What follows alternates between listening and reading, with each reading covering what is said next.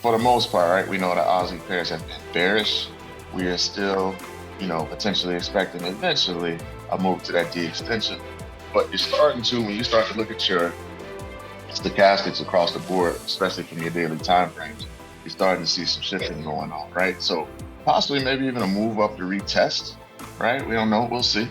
A retest, but that stochastic right now is in the buy zone, right? AUDCAD could be funny right now because they both, two commodities picked up strength at the same time. But we were talking about the play off the B boundary and how we can play that on the lower time frames. You can see how we popped up to this 236. This 4-hour stochastic is back in the sell zone, is at 98%. And so as you work your way down to the charts, right, here's the scenario off that B boundary. Okay, here's your 1 hour off the low, right? The sub fib moving to the upside, right? 80-20. But if we're thinking, right, a couple ways you could play this and look at this. Okay. We've got to pull back off this 236, right? As if you're playing this scenario. If we're thinking this Aussie may push higher, then we wait for it to correct. We move to the lower time frames, either off your 1, a continued upward swing, right? And this down retracement zone, right? Because we've been short. So right now we're in a down retracement zone. So if we think that price could move higher, then you can wait for price to move into your sweet spot, either on your 1 or your 15, right? To make it look something, right? Like this. Okay?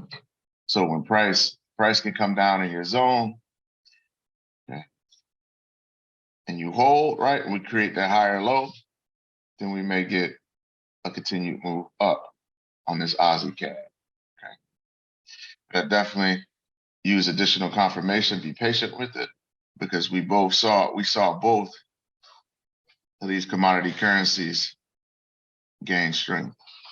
Okay, so one of them is going to win out. So it will look like this on your 1 hour, right? Pull back into your sweet spot, work out your risk, and take a shot if it gives you evidence that it wants to move higher. Here it is on the 15, right? Similar play. So here is that down fib, okay? And we talked about this last week. So we can see where we drew it up off the pullback and we got it to move higher.